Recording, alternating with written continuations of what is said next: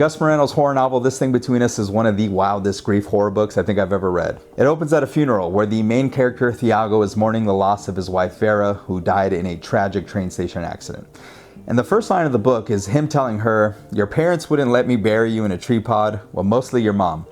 And so while Thiago deals with the passing of his wife with dark humor, there is devastating beauty to the first section of this book.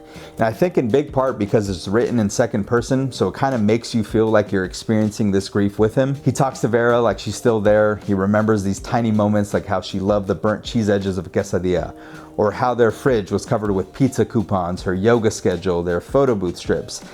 And maybe it's just because my fridge is exactly like that it just cuts so deep. But the whole section of this book, I think it just shows how losing someone isn't just losing them, but it's also losing this version of yourself that you were with them.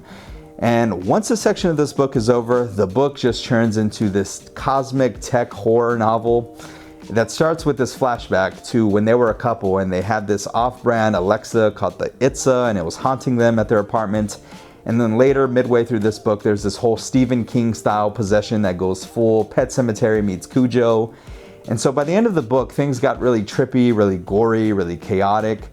And I'm gonna be honest, I'm not really sure what happened in the end. The ending got kind of confusing for me, so I think I might have to go back and reread part 3. But definitely check this book out. If you're into horror that kind of stabs you in the heart and then melts your brain, this is for you.